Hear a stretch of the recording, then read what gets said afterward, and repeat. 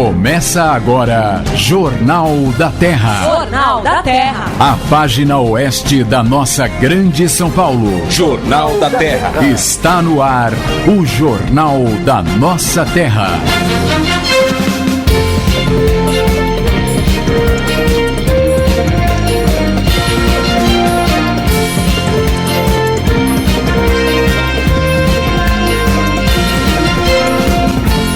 Ó, 5 em ponto. Uma boa tarde para você que sintoniza o AM 1330.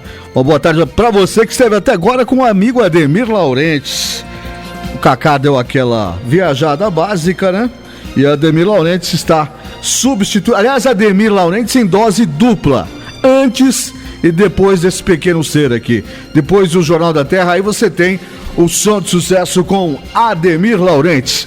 São 5h01 em São Paulo. Uma boa tarde a você de Osasco, de Carapicuíba, de Itapevi, de Barueri, de Santana de Parnaíba, você de Pirapora do Bom Jesus, alô você de Cotia, você também de Calcaia do Alto, Vargem Grande Paulista, Araçariguama, Taboão da Serra, Embu das Artes. Uma boa tarde a você de toda a região oeste da Grande São Paulo. Está começando a edição desta quinta-feira, dia 8 de agosto de 2013, a edição número 151 do Jornal da Terra. Diariamente monitorando a região, esclarecendo os fatos, cobrando as autoridades, servindo o povo da região oeste da Grande São Paulo. Fazendo diariamente aqui um rádio na sua essência, como tem que ser, interativo, companheiro, prestador de serviço, entrando diariamente na sua casa para levar a boa nova, até mesmo quando a notícia não é exatamente boa. Porque pior do que saber uma notícia, aquela notícia ruim, é ser privado dela, ser escravo da desinformação. E onde não há informação, mora a especulação. Jornal da Terra. Apresentação: Rodrigo Lobo. São 5h02. Hackers ameaçam, como forma de protesto, derrubar sites de prefeituras da região oeste. Tem que fazer, né? Não tem que fazer mesmo, né? Aliados de Furlan votaram, atenção, hein? Aliados de Rubens Furlan votaram pela rejeição das contas do ex-prefeito de Barueri. Vacinação de cães e gatos começa segunda-feira em Barueri. Esportes, com 4 atletas de Osasco, seleção de vôlei já está treinando em Porto Rico. Motores voltam a roncar no cartódromo de Aldeia da Serra. Os assuntos da nossa gente no Jornal da Terra. São 5h03, esse é o Jornal da Terra, onde um jornal falado para ser ouvido, onde sua cidade é nossa notícia. Daqui a pouco já estará conosco aqui, nosso doutor José Lima, cirurgião cardiovascular. Daqui a pouco nós vamos escutar uns latidos dos cães, os nossos guardas aqui da emissora, aí saberemos que ele está chegando. Doutor José Lima, que está hoje nas páginas, numa entrevista ao Diário da Região. Daqui a pouco nós vamos comentar com ele isso também, falar disso. Vamos também no programa de hoje manter contato com o padre Daniel Vitor de Itapevi, que vai falar conosco sobre o quinto encontro dos devotos de Nossa Senhora, que acontece a partir do dia 17. Serão 15 dias intensos para a comunidade católica de Itapevi, com a visita da imagem peregrina de Nossa Senhora Aparecida, passando pelas 4 paróquias do município, evento no dia da acolhida, evento na despedida, apoio da prefeitura, um momento muito legal. Esse evento está no calendário da cidade e a comunidade católica de Itapevi espera ansiosamente. Nós vamos bater um papo, conversar com o padre para saber como estão os preparativos. Aqui também, durante o programa, nós vamos conversar com o cirurgião cardiovascular Dr. José Lima, nosso colunista aqui, para também responder algumas perguntas que você tem enviado até o nosso e-mail, o JT jt@jornaldaterra.com, jt@jornaldaterra.com. Além desse canal, você pode também ligar para a nossa caixa postal 2808-9618, 2808-9618, deixar o seu recado. Não esquece de deixar o seu nome, um telefone de contato para que nós possamos ligar novamente para você.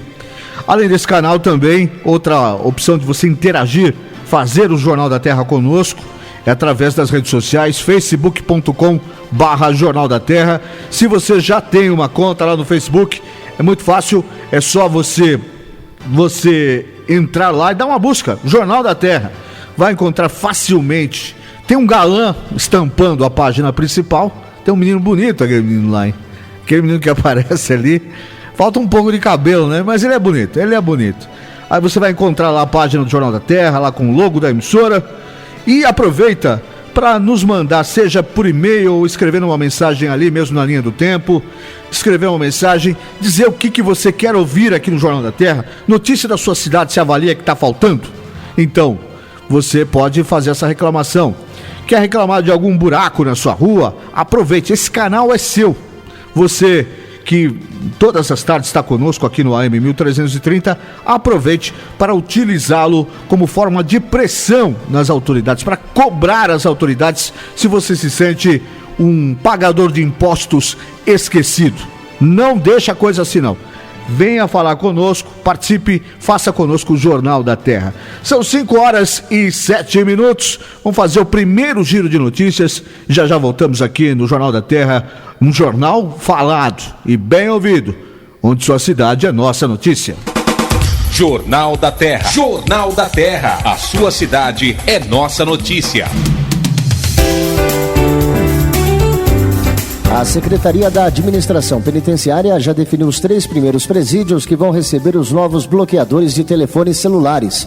O Centro de Detenção Provisória de Guarulhos, por causa da proximidade com o aeroporto, o CDP do Belém, que está cercado por 60 torres de celular, e o CDP de Pinheiros, que fica numa região onde passam motoristas que cruzam a Marginal Pinheiros.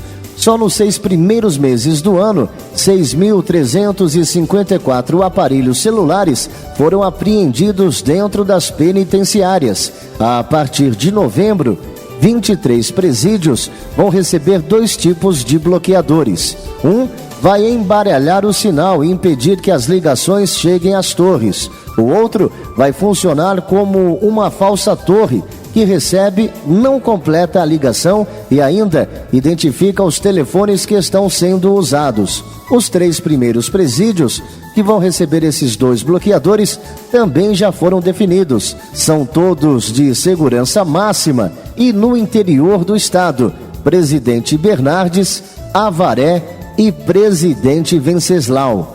Desde o começo do ano, o governo e a Anatel testaram bloqueadores para impedir o uso dos aparelhos por presos. O governo do estado decidiu contratar 2 empresas que oferecem o serviço de bloqueio de celulares. O edital de concorrência sairá em 10 dias. As obras do Corredor Metropolitano Itapevi-São Paulo, conhecido como Corredor Oeste, estão paralisadas desde o ano passado, mas já tem prazo para serem retomadas e concluídas. A notícia foi transmitida ao prefeito de Jandira, Geraldo Teutônio da Silva, pelo presidente da EMTU, Empresa Metropolitana de Transportes Urbanos, Joaquim Lopes, nesta segunda-feira. O presidente apresentou o novo cronograma para a execução dos trabalhos, que no município envolvem 2 lotes de todo o projeto viário e recomeçam dentro de 35 dias. O primeiro trecho do Corredor Oeste parte de Itapevi e após 5 quilômetros alcança Jandira. É considerado prioritário pelo Estado e custará 70 milhões de reais. Na altura do Hospital de Jandira, começará o segundo trecho, que prosseguirá até o terminal central de Carapicuíba, totalizando 9 quilômetros. Antes da retomada dos trabalhos, uma nova reunião entre a estatal e a prefeitura será marcada, desta vez na capital, para organizar o plano de obras e discutir as intervenções necessárias para estes trechos do Corredor Oeste. Um dos tópicos a ser discutido será o planejamento das ações na região central jandirense para que o impacto não prejudique as atividades comerciais no período natalino. Na manhã desta segunda-feira, a cidade de Osasco ganhou 17 novos caminhões para a coleta de lixo, o que significa 100% de renovação de toda a frota terceirizada para a realização do serviço de coleta em todo o município. A entrega dos novos caminhões aconteceu na Avenida Bussocaba, em frente ao Paço Municipal, onde o prefeito Jorge Lapas vistoriou os veículos que serão usados pela empresa terceirizada para o serviço. Atualmente, são coletadas cerca de 800 toneladas de lixo dia no município e são levadas diretamente para o aterro sanitário na zona norte da cidade. Todos os 17 novos caminhões são automáticos, fato que, além de facilitar o trabalho dos motoristas, aumenta também a segurança e melhora a qualidade dos serviços. Os novos veículos têm capacidade de carregar 19 metros cúbicos de resíduos. Agora, o número total de frota passa a ser de 21 carros. Todos os motoristas passaram por um treinamento sobre a operação dos novos caminhões automáticos. Na ocasião, o prefeito Jorge Lapas anunciou também a ampliação em 4.500 metros quadrados do aterro sanitário, o que significará um aumento de mais 3 anos na vida útil do aterro sanitário que fica na zona norte da cidade. Também, para melhorar a coleta do lixo, novas caçambas também serão instaladas próximas às áreas livres, onde, devido às ruas serem estreitas, os caminhões não podem circular. Jornal da Terra. Apresentação: Rodrigo Lobo. Aqui no Jornal da Terra, eu vou conversar agora com o padre Daniel, da Paróquia São Judas Tadeu de Itapevi, porque nos próximos dias, na semana que vem, mais precisamente no dia 17 de agosto, nós vamos ter mais a quinta edição, né, padre? Quinta edição do Encontro dos Devotos de Nossa Senhora da Aparecida, em Itapevi. É isso mesmo, né, padre? Boa tarde, sua bênção, seja bem-vindo ao Jornal da Terra. Boa tarde, Rodrigo, Deus os abençoe. Boa tarde, caros ouvintes, amigos, irmãos. Nós estamos, então, nos aproximando para o 5º Encontro dos Devotos, né? O 5º ano consecutivo desse trabalho de fé e devoção, onde teve a iniciativa na Paróquia Nossa Senhora Aparecida Amador Bueno, com o padre Adilson, 5 anos atrás. Lá é a Paróquia Nossa Senhora Aparecida, tendo esse título de devoção. E depois, né, seguindo a vontade, né, também o apoio da Prefeitura, criou-se um decreto municipal onde todo terceiro sábado do mês de agosto nós temos este comprometimento de fé e devoção ao acolher a imagem peregrina de Nossa Senhora Aparecida na cidade de Itapevi. E o encontro, a imagem peregrina de Nossa Senhora, fica no município entre os dias 17 e 31 de agosto, né, padre? Isso, aproximadamente 31 dias, 15 dias, né? Fica então passando por 4 paróquias, as paróquias que compõem aqui na cidade: a paróquia Cristo Rei, a paróquia Nossa Senhora Aparecida, a paróquia Nossa Senhora Medianeira de Todas as Graças e a paróquia São Judas Tadeu, que fica no centro da cidade. Então, ela vai estar fazendo então as visitas peregrinas nas comunidades dessas paróquias e fica então nesse tempo de missão. Vem também presente, junto com a imagem, um padre redentorista do Santuário Nacional, né? Que vem então também em missão e vem junto com a imagem acompanhando, velando, e ele que vai fazer também, né, toda a ponte, já que o Santuário Nacional vai estar disponibilizando essa imagem facsímile, né, uma réplica missionária, é uma peregrinação, é uma romaria, um encontro também reconhecido oficialmente pelo Santuário Nacional de Aparecida. É importante dizer para o ouvinte da Rádio Terra o porquê disso, né? Um cuidado que a igreja tem, tudo na igreja é feito de uma maneira muito organizada. Então, você que já acompanha esse encontro anual com a imagem peregrina, sabe que essa imagem vem de Aparecida. É, digamos, uma imagem outorgada pelo Santuário de Aparecida, né, padre? Isso, é uma da réplica original, né, da original, e se tem essa imagem que vai para os cantos de nosso país, e de modo que seja de evangelização, Nossa Senhora se faz presente, né, os redentoristas que fizeram grande missão ali pelo Vale da Paraíba, depois também para outros cantos do Brasil e do mundo afora, tem também a acolhida, já que por tanta devoção à Nossa Senhora, nós temos essa organização e vem os próprios redentoristas que zelam pelo Santuário Nacional, também se faz presente e assim marcam para eles esse encontro, a quantidade de pessoas, de fiéis e devotos, para que também se unem, né, no sentido de que muitos que vão ao santuário, agora chega o momento da mãe ir, então visitar o povo, visitar vossos filhos. Padre, eu publiquei no jornal do Itapevi em Foco no final de semana um roteirinho. A imagem chega no dia 17, vai ser recepcionada, inclusive, entre outras pessoas, pelo prefeito Jaci Tadeu. Depois haverá uma procissão pelas ruas da cidade até o Complexo Desportivo Educacional João Salvarani, mais conhecido como Ginásio de Esportes de Itapevi, né? Lá vai haver a coroação de Nossa Senhora, é isso, né? Com uma missa especial, né? Isso, então no dia 17, a partir da 1h, ocorrerá então na Praça 18 de Fevereiro uma concentração. Lá tendo a concentração de fiéis, onde da 1h até às 5h estarão organizando em atividades, teatro, música. Será um momento de evangelização na praça, no centro da cidade de Itapevi, próximo então à estação de Itapevi de trem. E lá até às 5h chegará a imagem peregrina. De lá nós estaremos em procissão ao ginásio, como foi dito, e lá teremos a Santa Missa e assim a coroação. E lá, ao encerrar a Santa Missa, a imagem vai para a primeira paróquia, que será no bairro do Cardoso, em Itapevi, paróquia Medianeira, e depois ela estará, dentro desses 15 dias aproximadamente, passando por essas 4 paróquias. Então, será o dia da acolhida da imagem, e no dia 31, novamente, às 19h, na Praça 18 de Fevereiro, terá a missa presidida pelo nosso bispo Dorcílio Turco, onde está confirmado que ele receberá o título de cidadão itapeviense. Olha que legal, eu não sabia disso não, padre. Que legal. Temos agora essa grande novidade, essa grande alegria, riqueza, o nosso bispo, que então receberá o título de cidadão itapeviense.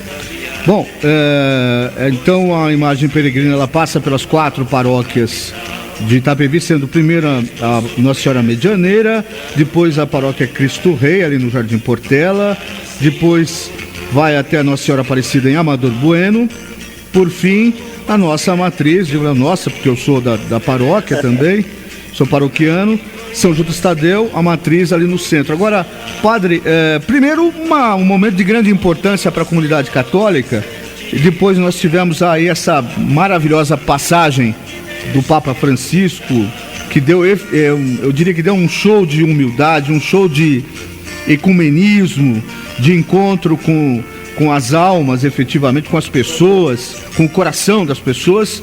A gente já praticamente colado nisso, vamos viver esse momento importante também para os católicos de Itapevi, né, padre? Correto, Rodrigo. Nós estamos vivendo um momento forte diante dessa grande evangelização de massa, né? A solicitação do Papa era isso, né? A igreja, os padres, próximo do povo, e nada melhor do que agora, já em ação de graças, estar próximo junto do povo, junto com a imagem peregrina de Nossa Senhora, com a presença da Mãe de Deus e nossa, esse trabalho tão bonito. Graças a Deus, Itapevi vem tendo uma crescente muito grande, significativa, no aspecto à evangelização, ao povo cristão, ao povo católico, né, em nossas paróquias, participações nos eventos, nas santas missas, em nossas diversas comunidades. E o Papa, graças a Deus, né, nesse êxito tão lindo que foi a Jornada Mundial da Juventude, onde nós tivemos em nossa cidade aproximadamente 150 jovens que representaram o nosso município, estando na Jornada Mundial da Juventude. Nós, então, agora estamos nessa alegria, né? Não pode ser euforia, mas contagiados, motivados a anunciar essa humildade, essa alegria e, mais do que tudo, né, essa mensagem que vem de nosso Deus, de Cristo Jesus, nosso Senhor. Padre, eu estive lá na jornada, fui trabalhar lá, né, fui como jornalista, nunca tinha participado de uma Jornada Mundial da Juventude, e quando voltei, eu vou repetir o que eu disse aqui, eu me senti impactado com tudo que eu vi lá. Foram dias muito bons, muito intensos, vividos lá no Rio de Janeiro. E chega a dar vontade de ir para Cracóvia, viu, padre? Olha, é verdade, a motivação para Cracóvia já se começou entre os jovens de nossa paróquia, né? Já querem bolar algum projeto para arrecadar fundos, né, para organizar como estarão indo, né, nessa Jornada Mundial da Juventude. Dizem que quem participa de uma Jornada Mundial da Juventude não deixa mais de participar da seguinte. Isso que é uma experiência formidável. Eu não pude estar presente no Rio de Janeiro, mas compareci e estive celebrando com o Santo Padre em Aparecida, né, devido às atividades aqui na paróquia. Mas estive em Aparecida e também foi um momento rico, só de acompanhar distante pela televisão e de estar presente naquele momento onde o Santo Padre esteve em Aparecida. Nossa, as palavras fortes, as palavras, né, de consolo, de conforto e de esperança que trouxe aos jovens do mundo todo e, mais propriamente dito, ao nosso país, ao povo brasileiro, trouxe então uma alegria, trouxe cada dia mais, né, um reavivamento de nossa fé. É verdade. Padre, eu só queria aqui, fora do ar nós já havíamos combinado, reiterar o convite, dia 13 de agosto, para o senhor, Padre Daniel Vitor e o Padre Fábio também estarem conosco aqui, e aí falarmos bem profundamente desse evento, a partir do dia 17 de agosto, esse encontro com a imagem peregrina em Itapevi, e também falar dos trabalhos pastorais, tanto do senhor, padre novo, padre que está chegando, enquanto padre recentemente na paróquia, mas já estava agitando todos os eventos da paróquia enquanto seminarista, enquanto diácono, e é muito bem-vindo. Eu diria que hoje a cidade já não vive mais sem o padre Daniel Vitor, vai ser um prazer receber os dois aqui e conversar com mais tempo aqui no Jornal da Terra. Ok, padre? Muito obrigado. Claro, vamos fazer esse programa juntos, vamos estar aí com muito carinho. Eu agradeço o convite, agradeço a oportunidade. Digo, sacerdote, padre com 5 meses, né? O padre ainda está nas fraldas, né? Está crescendo, vai ficando forte e muito acolhido por esse povo de Itapevi, ao povo da paróquia São Judas, por todas as paróquias. Eu que agradeço o convite, né? Conte com minhas orações, com o meu trabalho e agradeço a oportunidade mais uma vez. Um abraço, Rodrigo. Um abraço, padre. Sua bênção, fique com Deus. Amém, Deus abençoe.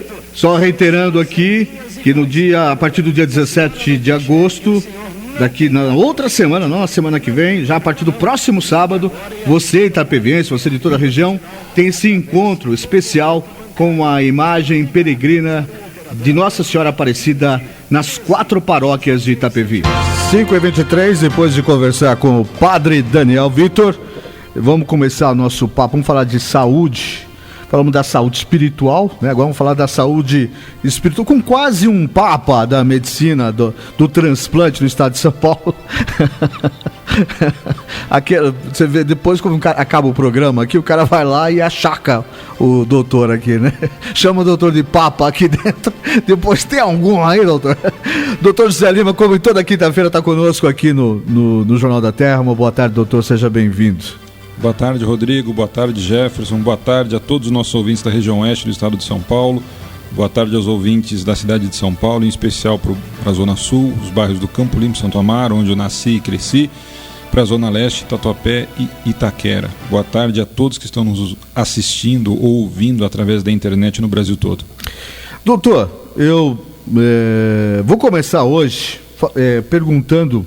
Hoje nós vimos aí no jornal, no principal jornal da região, Diário da Região, o senhor concedeu uma entrevista ao Abrantes e uma das perguntas que ele fez, o senhor já falou a respeito disso aqui, mas eu queria reiterar, nessa entrevista o senhor fala como possível candidato a deputado. E é evidente que eu queria entender, é óbvio que o doutor está aqui como médico e a gente já vai entrar no tema. Temos que falar aqui do Mais Médicos, porque essa baixa adesão. Primeiro o governo federal vem e fala, olha, muita inscrição, está estranho. Quer dizer, alegando que havia uma manipulação. Aí, como resultado final, a quantidade de inscrições no programa ficou muito baixa. E evidentemente, pelo que eu entendi, vai se lançar mão da importação de médicos. Isso me parece, o doutor vai explicar se isso é irreversível ou se uma mobilização da categoria ainda pode mudar esse estado de coisas. Agora, antes eu queria ver aqui, porque na entrevista o Abrantes lhe faz essa pergunta, porque, deixa eu ver aqui, qual é exatamente a pergunta? O PSD apresentou no último final de semana o médico Dr. José Lima Oliveira como candidato a deputado federal. Por quê? Não, qual a sua missão? Será a sua missão como político? O senhor não é um político. Como o senhor é um médico. Qual será a sua missão, doutor? Você disse muito bem, Rodrigo. Eu sou um médico e assim continuarei a ser até o fim da minha vida. Um médico. Eu estudei para salvar vidas, não para lamentar por vidas perdidas. E o intuito, o meu engajamento na vida pública se faz não só na assistência, dentro do hospital público, dentro do Instituto do Coração, dentro da Faculdade de Medicina da Universidade de São Paulo, mas também dentro da vida político-partidária. Eu tive a oportunidade de presenciar uma aula, um discurso do nosso querido amigo José Polici Neto. Eu estive junto lá. Nós estivemos lá. Fala muito bem. É uma pessoa dotada de uma brilhante oratória. Para mim nenhuma novidade, hein, doutor? Já tomei um baile daquele, eu posso chamar daquele anão, né? Porque ele consegue ser menor que eu. Mas já tomei alguns bailes dele enquanto repórter. Ele é um cara que estuda profundamente tudo que vai fazer. É uma figura. E assim, quando acompanhava diariamente a Câmara Municipal de São Paulo, eu atuava como articulista de política no sistema de comunicação da CUT. E ele sendo Democratas. O Polici Neto era vereador do Democratas na ocasião. Evidentemente, teoricamente, eu não tinha que ir lá entrevistar José Polici Neto. Eu ia entrevistar Chico Damascena, enfim, os vereadores do PT para fazer parte do esquema. Mas a minha direção pedia para que, tudo bem, o José Polici Neto era o presidente da Câmara, mas não só por isso, porque ele sempre sabia que vinha dali uma explicação detalhada, sem enrolação. O cara fala muito bem, meu. Como eu estava dizendo, então, Rodrigo, nós tivemos a oportunidade e o privilégio de vê-lo falar. Ele tem uma oratória brilhante, tem uma organização didática da fala excepcional. E ele deixou muito claro ali uma ideia que vai exatamente de encontro ao que eu penso como ex-aluno da Universidade de São Paulo, que a democracia se faz através, sobretudo, da palavra, do livre pensar e do livre falar das suas ideias. E eu... como já coloquei antes, acho que até aqui mesmo, mas coloquei para o Leonardo no Web Diário, no Diário da Região de Osasco, eu segui toda a minha carreira acadêmica e atingi o máximo que eu poderia ter atingido até esse momento, para a minha idade e para a condição que eu tenho nesse momento, que é o título de doutorado e buscando meu pós-doutorado num curso sanduíche entre a Universidade de São Paulo e o Hospital Salpêtrière, em Paris. Eu fui assumindo alguns cargos eletivos, né? Fui escolhido por colegas, apontado por colegas, cirurgiões cardiovasculares, cirurgiões transplantadores do Brasil todo. Primeiro frente à comissão de captação, o departamento de captação de coração da ABTO, e agora... A ABTO é o... Associação Brasileira de Transplante de Órgãos. Certo. E agora, que foi criada... Ainda não é um departamento, porque ainda não tem 5 anos, mas a primeira coordenação, o primeiro coordenador da Comissão de Captação de Órgãos da ABTO, eu tive o prazer, com mais 3 colegas, ser escolhido, 3 colegas do Brasil todo, ser escolhido como um desses coordenadores. E aí eu passei a me defrontar com uma série de problemas de ordem prática que impediam que nós pudéssemos resolver o problema dos transplantes no Brasil, que é de aumentar o número de transplantes. Nós precisamos fazer mais transplantes no Brasil. Embora nós tenhamos resultados muito bons, como eu não me canso de dizer, o Brasil tem o maior programa público de transplantes do mundo, nós temos o 2º maior sistema transplantador do mundo, só perdemos para os Estados Unidos, nós ainda fazemos muito menos do que poderíamos e do que deveríamos fazer. Nós fazemos cerca de 1/3 dos transplantes de fígado. Nós fazemos cerca de 20% dos transplantes de coração que precisaríamos fazer a cada ano. E fazemos apenas 5% dos transplantes de pulmão. Isso significa que grande parte das pessoas que são alocadas na fila morrem aguardando por um órgão antes que esse órgão chegue. E para meu espanto, frente a esse cargo, como coordenador, eu vi que o grande problema não está na falta de doação. O brasileiro é solidário, sobretudo no sofrimento. As famílias brasileiras têm o maior percentual de aceitação de doação. Sim. E nós temos um grande número de potenciais doadores, que são pessoas que estão em morte encefálica, portanto que morreram, que faleceram. E nós usamos muito pouco. Nós usamos 1/3, nosso aproveitamento dos potenciais doadores, ou seja, que viram doadores efetivos, é 1/3 do que a Espanha e que os Estados Unidos conseguem utilizar. Eles são os maiores utilizadores, que têm os maiores percentuais. Nós estamos jogando órgãos no lixo, coração no lixo, um pulmão no lixo, nós estamos jogando pâncreas, rim, fígado e assim por diante. Isso é muito triste. E do outro lado nós temos pessoas morrendo na fila.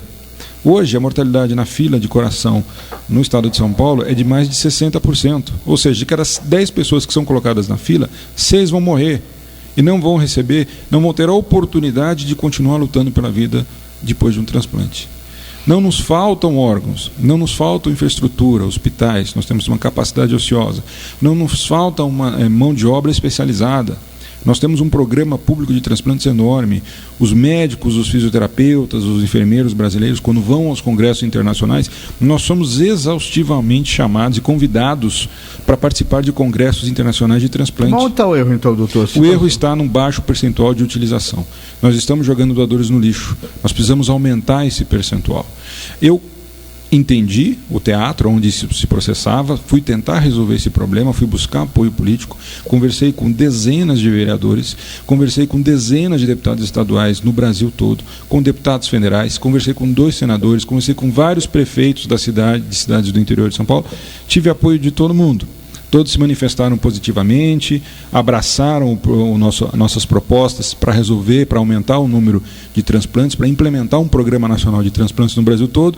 Me levavam, cansei de participar de reuniões, de jantares, de almoços, para as rádios nas cidades, para os jornais, para as TVs locais, mas não fizeram absolutamente nada. Eu fiquei de mãos abanando. E eu não sou uma pessoa, como eu canso de dizer para você, Rodrigo, eu tive a oportunidade, o privilégio de estudar na Universidade de São Paulo. Verdade. E quem estudou na Universidade de São Paulo sai de lá com um conceito democrático incutido no seu DNA. Sim, sim. Nós não aceitamos imposição, nós queremos que tudo seja discutido no exercício pleno da democracia, do livre pensar, do livre falar, e nós não desistimos. Como todo brasileiro, nós não desistimos nunca. Eu entendi que a única alternativa para que eu pudesse tentar fazer alguma coisa, para que nós pudéssemos aumentar o número de transplantes nesse país, para que as pessoas não continuem morrendo na fila, aguardando por um órgão que não vai chegar, é que eu me engajasse na vida pública. Tive o apoio do prefeito Gilberto Kassab, enquanto prefeito da cidade de São Paulo, tive apoio de diversos amigos, e que me abriram essa possibilidade. E se isso viesse confirmar, como eu coloquei no jornal, nós estamos aí como pré-candidatos. Entendi. Se isso viesse confirmar, se me for dada essa missão, eu vou acatar isso com absoluta resiliência e vou trabalhar 24 horas por dia pela saúde desse país. Eu tenho a certeza absoluta que pelo menos nós vamos conseguir sair, se nós nos tornarmos candidatos, se nós formos em frente, se formos escolhidos pela população, nós vamos conseguir dar início, ou quem sabe Deus, deixar pronto um programa nacional de transplantes. Aí a minha missão vai estar cumprida, aí eu vou me dar por satisfeito e vou dizer, agora eu volto para o centro cirúrgico todos os dias, porque essa é a minha missão. O doutor vai ter que, assim, meramente um olhar de quem está de fora. Tem que, se chegar a ser deputado, ser médico. Ser um médico lá no Congresso. Não perder esse olhar. Os meus referenciais são o professor Adib Jatene, com quem eu tive o privilégio, o prazer de trabalhar durante 2 anos como seu assistente, com quem eu aprendi muito de cirurgia cardiovascular, é um craque, é um gênio da cirurgia cardiovascular, e eu fui me conversar com ele quando me foi feita essa proposta, sobre o que ele achava. Ele me deu uma série de orientações, uma série de conselhos, e me deu alguns atalhos para que eu seguisse. Se ele falasse, se você acredita, se você tem isso no seu coração, literalmente, como cirurgião cardiovascular, vá em frente. Prepare-se, não é uma jornada fácil, prepare-se, surgirão vários inimigos, várias pessoas que estão na vida pública, que não estão para servir a população, mas que estão para se servir, vão se contrapor, porque isso vai chamar a atenção. Eu não me importo. Eu quero resolver esse problema, ou pelo menos amenizar. Eu não consigo conviver em paz vendo pessoas morrendo por um órgão que não vai chegar. Quem é corintiano como eu, teve uma enorme felicidade recentemente. Estamos cansados de ter alegrias, ao contrário do Rodrigo. Corta ele.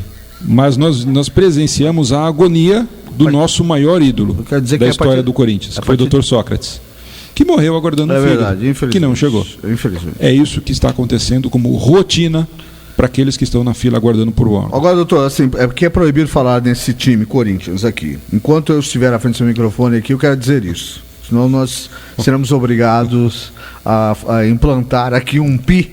Sabe aquele pi? Quando alguém fala palavrão? Para mim isso é palavrão. O Rodrigo está incorrendo no mesmo erro que o diretor do presidente do time de futebol dele, o Juvenal Juventus. Isso, morre Juvenal. Aproveita, só para não esquecer, juntem-se a mim na campanha Morre Juvenal. Sem transplante se ele chegar lá, hein, doutor? Sem transplante no Juvenal, por favor. Não, eu já lancei uma manifestação com amigos, Juvenal eterno, Juvenal para sempre no São Paulo Futebol Clube. Doutor, voltando a falar de saúde, né, esquecendo o senhor me assustou falando de Juvenal, né? Tínhamos que comentar aqui a entrevista que o senhor concedeu ao principal jornal da região. Agora, doutor, explica para nós aqui por que eu me lembro que assim que foi lançado, o doutor semanalmente tem explicado aqui os problemas do programa Mais Médicos, as indas e vindas do ministro Padilhando, @Padilhando, né? Padilhando fica padilhando, né? Outro dia, eu preciso contar um negócio aqui. Eu travei uma discussão com o ministro Padilha. O ministro Padilha, acho que era um domingo, não tinha nada a ver. E aí, ele é corintiano também. Ele é corintiano fanático. Isso. Aí começou a escrever, fazer comentários lá, e eu mandei uma brincadeira qualquer do gênero. Pô, tá bom, enquanto o senhor está comentando aí, os cubanos já estão batendo na porta para chegar, algo do gênero, né? E ele veio e respondeu, né? Daí ele escreveu assim: você está equivocado, Rodrigo, eu estou trabalhando. Aí já vem os aspones, né? Vários aspones que entram lá, você não tem nada a ver com isso, não sei o que foi. E eu escrevi, calma lá, né? Aí, né, é domingo, ele tem o direito? Claro que tem. Mas por que ele não fala que ele está comentando o jogo? Por que ele, né, diz que eu me equivoquei? Não me equivoquei nada. Mas enfim, ele responde, tem autoridade que não responde. Parabéns ao @Padilhando.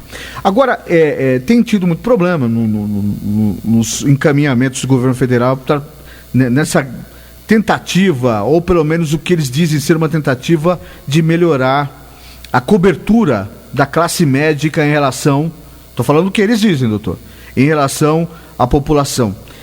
Primeiro disseram que eles esperavam uma grande quantidade de inscrições, de adesão, e que isso seria uma manipulação da categoria. Gente que estaria usando inscrições duplicadas, todo tipo, gente que nem iria se interessar, mas que estaria se inscrevendo. Ao final das contas, foi anunciado aí que a adesão foi muito baixa. Então, o que aconteceu? Nesse meio tempo teve aquele recuo em relação à duração do curso de medicina, os 2 anos. Põe 2 anos, tira 2 anos. O que aconteceu? Por que vocês médicos não estão aderindo ao programa Mais Médicos? Olha, Rodrigo, isso é uma meia-verdade. Infelizmente, eu tenho visto nos últimos dias que a única pauta do governo federal e de grande parte da imprensa, de grande parte dos políticos, é a saúde. A saúde é um grande problema. A saúde nunca foi realmente valorizada nesse país. Nunca foi uma prioridade. Se nós compararmos a saúde com a previdência social, nós vamos ver que nós estamos trabalhando com perfis etários semelhantes. Aqueles que utilizam da previdência social e aqueles que utilizam do sistema público de saúde. Nos últimos 30 anos, aumentou-se em 15 vezes o investimento em previdência social e apenas 2,5 vezes o investimento em saúde.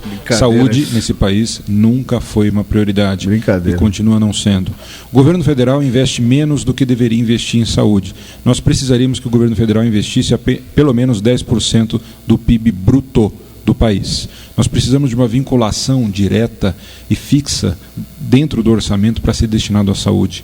Nós não podemos ter que o governo federal invista apenas 3,5% do orçamento, mais a variação do PIB. Mesmo porque, se nós formos depender do PIB que o Manteiga promete e o que efetivamente ele entrega, daqui a pouco o investimento em saúde vai começar a cair, porque o PIB não cresce e a tendência é que nós entremos em recessão e que o PIB caia. Então eles vão investir menos ainda em saúde.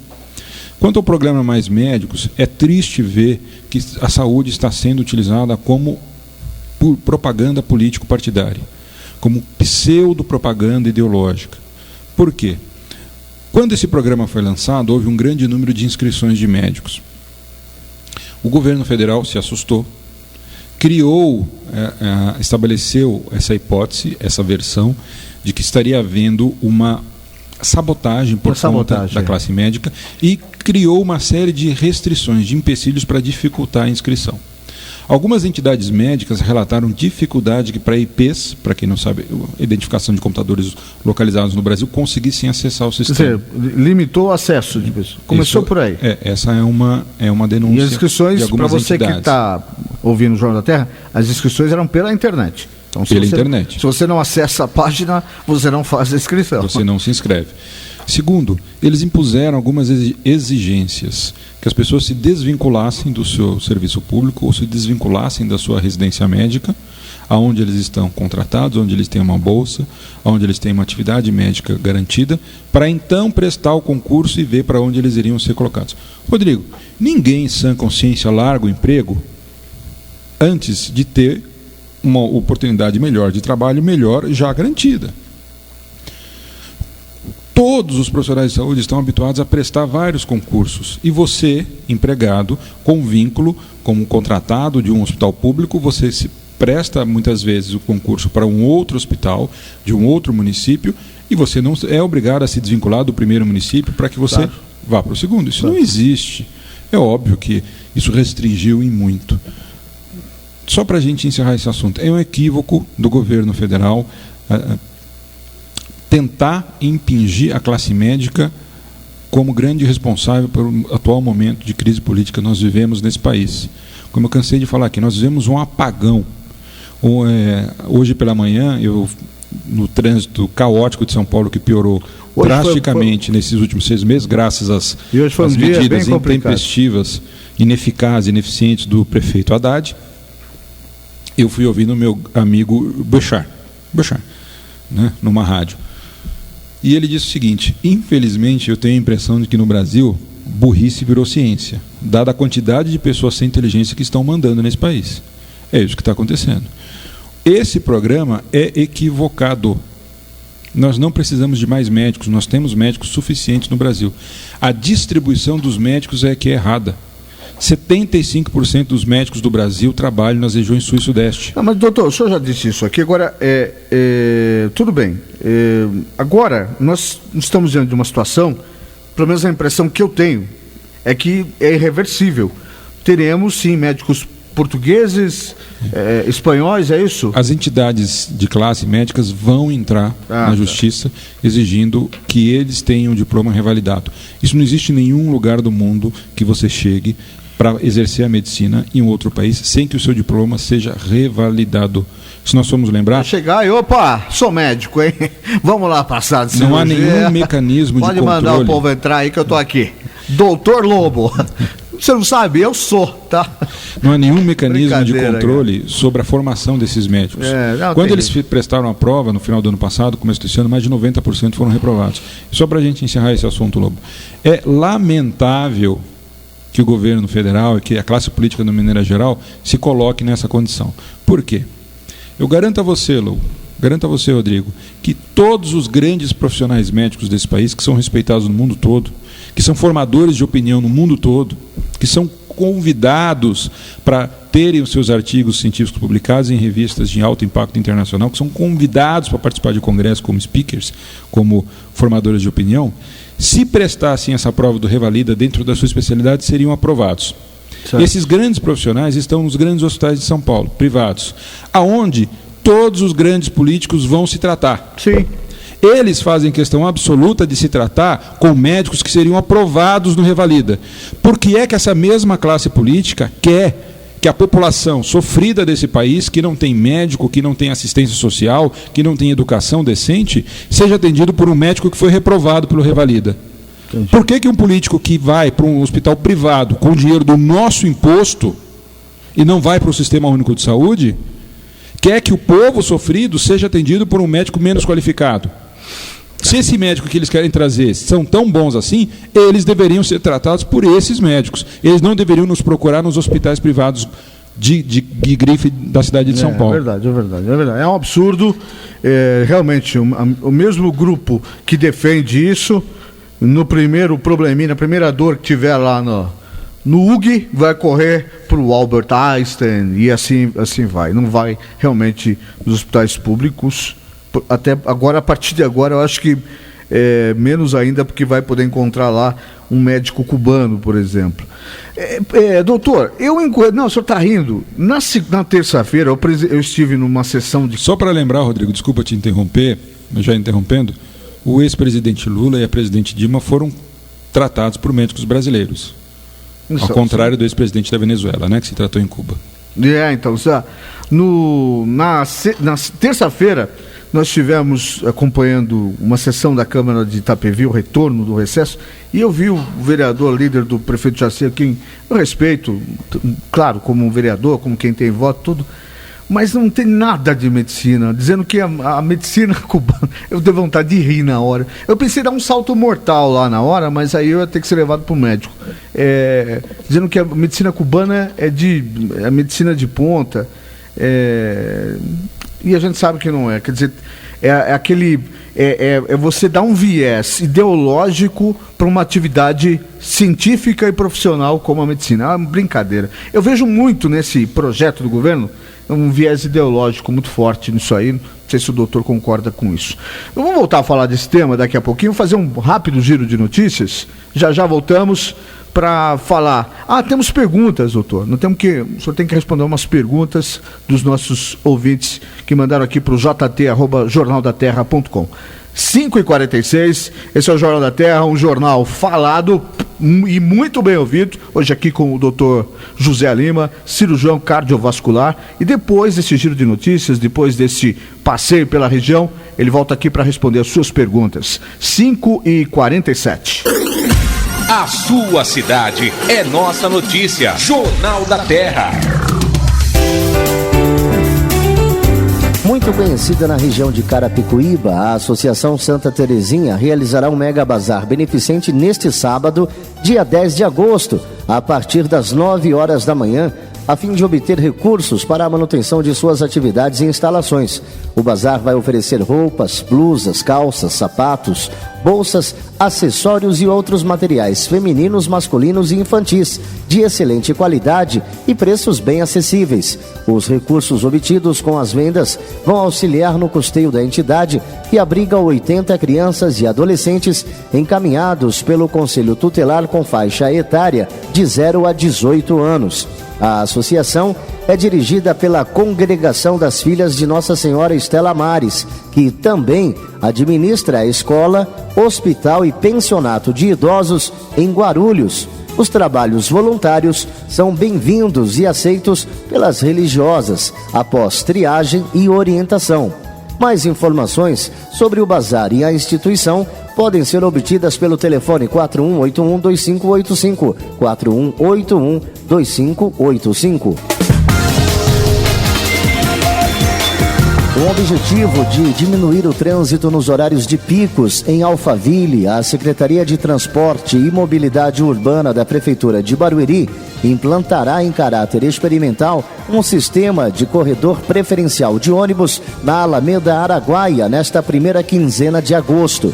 Após a experiência, caso seja comprovada a eficiência do sistema, a Prefeitura de Barueri poderá adotar por definitivo mudança, inclusive expandido para outras avenidas de grande movimento na região.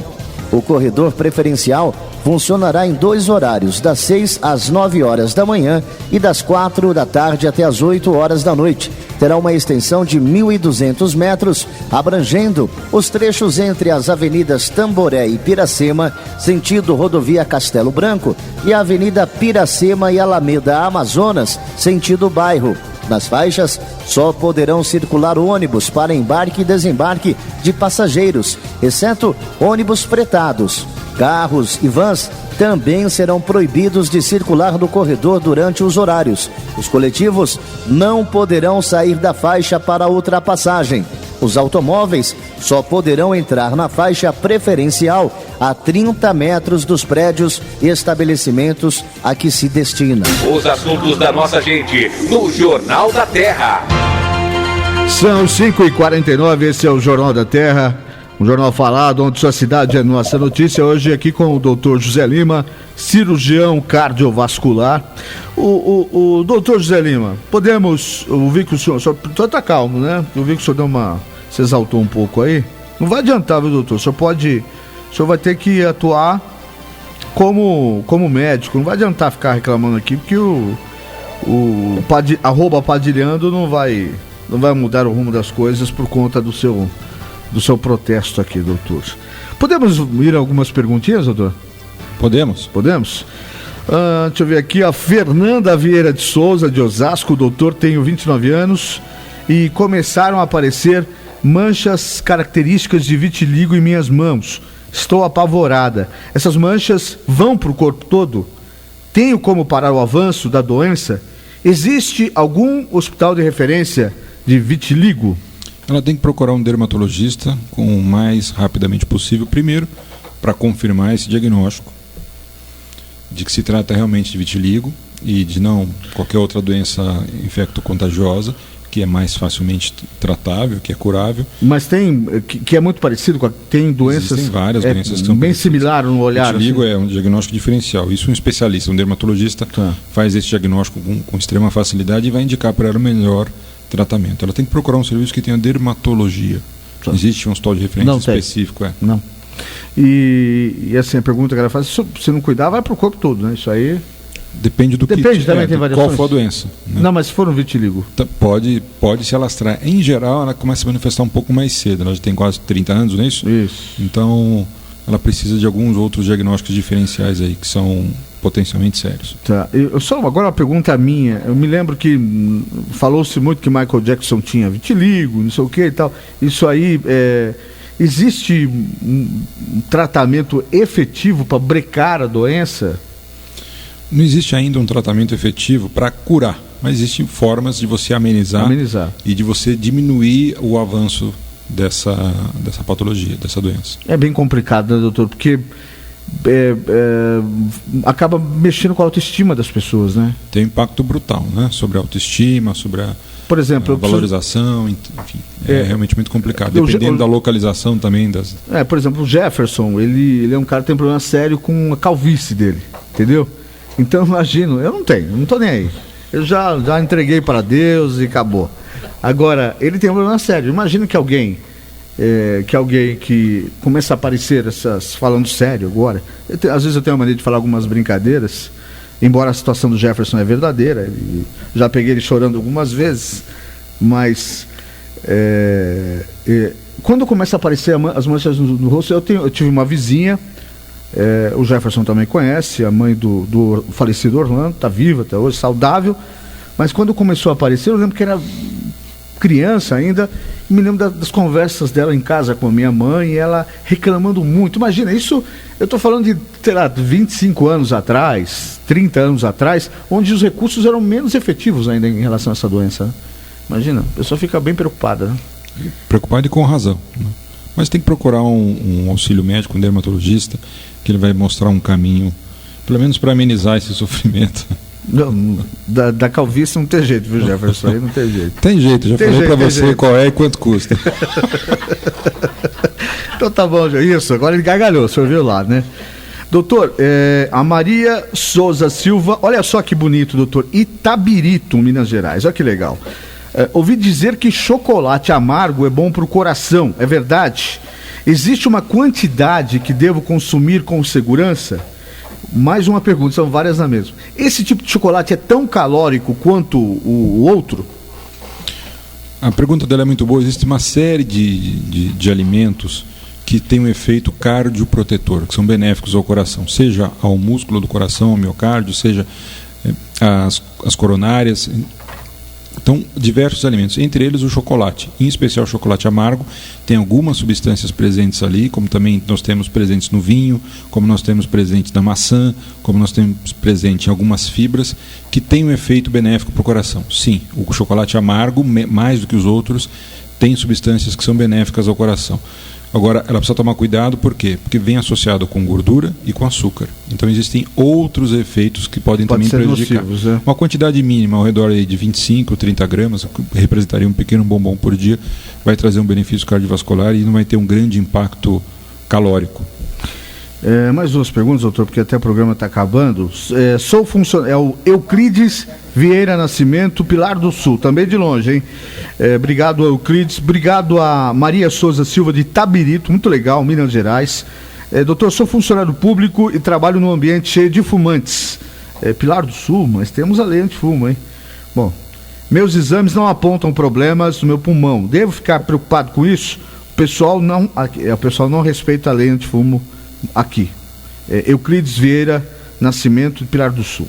Primeira coisa, ele tem que parar imediatamente de fumar. Não, ele não fuma. Perdão. O cigarro é o maior causador de mortes potencialmente evitáveis no mundo. O terceiro maior causador de mortes potencialmente evitáveis no mundo, segundo a Organização Mundial de Saúde, é o tabagismo passivo. Ou seja, aquelas pessoas que convivem com outras que fumam e que inalam o ar que é expirado por essas pessoas. Então ela pode se prejudicar sim.